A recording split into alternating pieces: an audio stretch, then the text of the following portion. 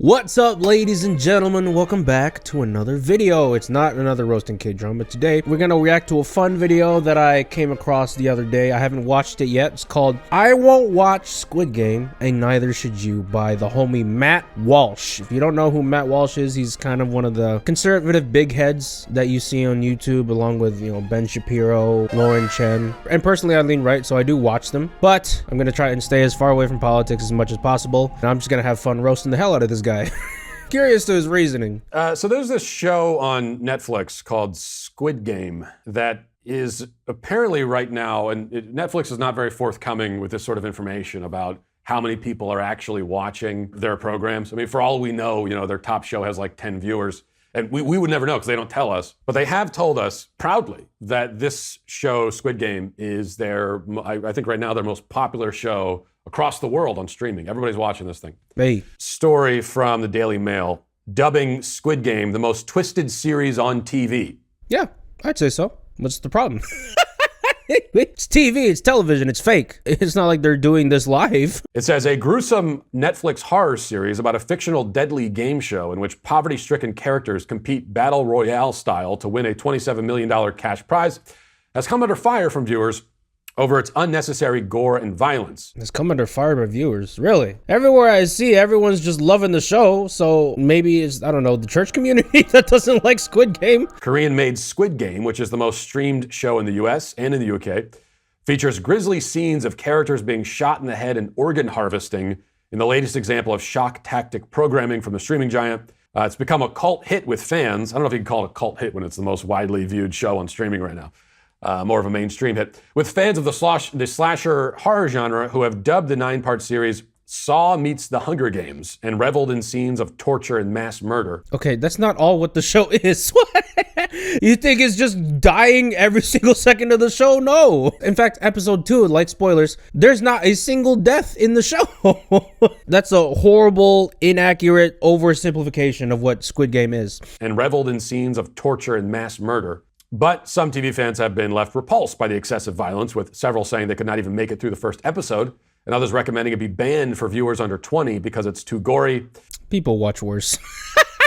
Pretty sure kids be watching worse nowadays. He's totally right in that some scenes of Squid Game is really gory, in that they might get sick when they watch it. But hey, that's what the rating is for, right? Pretty sure Squid Game is rated M for mature. I mean, they tell you outright that this isn't for the faint of heart. So if you don't pay attention to that advice and watch it anyway, and then you get sick because of it, that's on you. In each episode of Squid Game, characters take part in bloody versions of traditional children's games like Grandmother's Footsteps or British Bulldogs. With the winners progressing to the next round of the game show, the losers are executed by a masked death squad standing by with machine guns. But I guess does add some extra intensity to Jeopardy or to a game show if that's the way they're doing it. And then it goes into graphic descriptions of what the show depicts, and I don't need to get into that. Who the hell wrote this? Karen?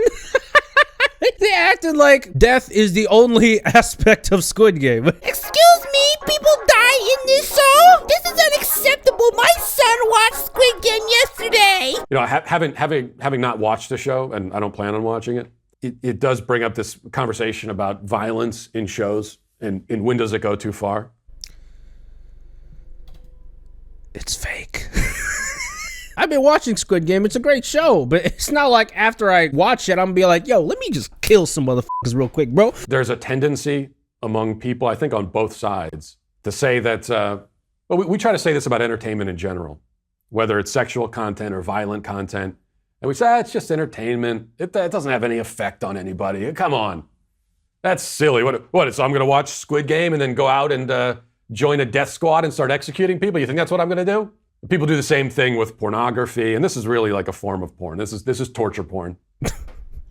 I mean, I have yet to see someone watch this show and whenever people die, they're like, yes, yes, yes, die, yes! Which seems to be coming back into popularity. I can remember when I was a teenager, that was a big genre. That things like Saw. There's a movie called Hostel and other movies where that was the whole attraction to the... Squid Game is better than Saw. I'm sorry.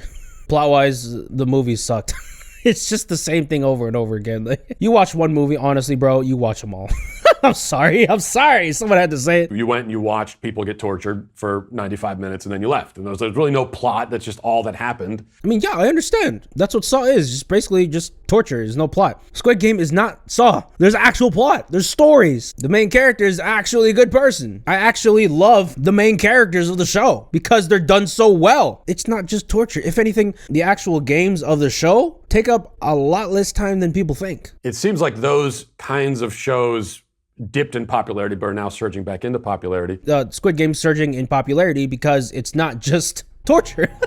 It's popular because it's a good show. Not every show that involves gore and death is cut from the same cloth as Saw. Saw sucks, bro. And with actual sexual pornography, you hear the same kind of thing. The people defending it, saying, "Oh, you thought I'm going to watch porn. You think I'm going to go out and become a rapist? Come on, that's ridiculous." Okay, one thing I will agree on and one thing I will say about porn is that, yeah, it's definitely a lot more impressionable. That actually does mess up with your psyche. And that sometimes when you're outside and you see an attractive person, you start sexualizing in your head what you would do with them because that's the type of media that you regularly consume. So it does warp your perspective a little bit. I will 100% agree with that. Yeah, I want to talk about that, aren't I?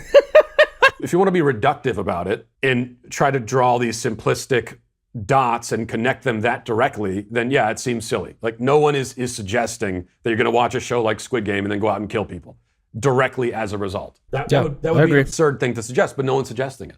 It's just as absurd to suggest that you're not influenced at all by the images and messages and ideas that you sit there passively eating your Doritos and drooling and ingesting. That is also absurd. Of course it has an effect on you. We're human beings. We have minds. We are affected by all of the messages and images that we come in contact with. The advertising industry is if we're not affected by images and messages and ideas, then the advertising industry wouldn't exist. And with advertisements, they can influence you in 30 seconds. They can influence you with a billboard you see on the highway for 3 seconds as you're driving by. That's how impressionable, how easily influenced we are. And so I do worry about that. He's got a point. All forms of media, to an extent, do have an influence on you. And I think the best way to solve that is to just increase your self-awareness of yourself. And that, obviously, having a death game of people and paying them to kill each other, that's not a good thing at all. That's obviously terrible. Understanding that and still being able to enjoy the show for what it is, and even actually taking some life lessons from that show to try and understand the intent behind whatever media you're watching. So I definitely think regular self-reflection helps a lot. With pornography, of course, and I worry about that with gratuitous violence in films and in shows. Okay, here's one thing I have a problem with this argument, in that from what it's sounding like, he's assuming that every single show that has a lot of gore is the same thing. The show is just made for masochists. That's obviously not the case with Squid Game. It teaches you about the desperation that people have when in that much poverty. And I think it beautifully details the moral conflict with these people on what is right and what is wrong while being in that horrible of a financial situation. If anything, I think Squid Game is a beautiful demonstration of human nature. And when I say gratuitous, that doesn't mean that every single show and movie we watch has to be rated G. I don't think that at all. Some of my favorite films of all time, Saving Private Ryan, one of my favorite films, extremely violent. I think what makes it gratuitous is when almost all of the entertainment value is in watching people be mutilated. No, it's not. No, I don't agree with this at all. I enjoy the show because the story is so good and I love the characters. I don't agree at all that the main appeal of Squid Game is the gore. I don't think that's the main appeal at all. Turns you into this sort of blank slate and you become desensitized to these kinds of images. And even though it's fictional, right? If you're watching someone be disemboweled in Squid Game. I'm pretty sure the only disemboweling in the show is, light spoilers, the doctor. I think that's it. I don't think the actual games have anything to do with that. It's fictional, but if you're sitting there watching it and enjoying it, you do have to ask yourself, why do I enjoy watching this? Even though it's fictional, what is it about this? Because part of enjoying a fictional story when you're watching a show, part of the enjoyment aspect is to forget that it's fictional. If you have in your mind the whole time, oh, this is fictional, then you can't enjoy it. That's called breaking the fourth wall, right? I can understand that, yeah. So you have to surrender your mind to this story and get into the mentality, sort of pretend that it's not fictional. So then you have to ask yourself, what is it about that that I enjoy watching. I will say I don't agree with a lot of his points, but I do understand it. It does make sense a little bit that you have to kind of immerse yourself into the story and to, for a second, pretend that it is real. However, after you're done watching the show and you're out again, you can think again that it's fake. I definitely think the biggest solution to this problem that Matt Walsh is citing is just be more self-aware of yourself when you watch these type of things and understand the separation between enjoying entertainment and having it influence your real life. And sometimes it's hard. With the example of pornography, of course it's going to be fake, and of course all the things are completely dramatized, but say for people who don't get that type of action every day, sometimes it's hard to keep yourself from fantasizing those types of situations whenever you're in the real world. Although I will say pornography is like the most poisonous form of entertainment. I think there's two things you have to take account for. One, you have to check yourself. Obviously, some things you see in entertainment don't coincide with what you believe in morally, and you have to separate yourself from that in order to still enjoy the content. And two, you have to look at the intent behind the show, which is exactly what Matt Walsh said, but he's completely wrong in his assumption of Squid Game. I don't think the intent of Squid Game is to make people traumatized with gore. I think it's just to demonstrate the realistic behavior of humans and even giving us some examples of how we should act. I actually would like Matt to have watched the show, and then if he still feels about the same way, he can make another video about it, and that video I think will be a lot more believable to people. Anyways guys, that was a reaction for you. A lot less funny than what I normally do, but I think it's good to be versatile in your channel. If you guys enjoyed this, make sure you like, comment, subscribe, hit that post notification bell, and I will see y'all in the next video.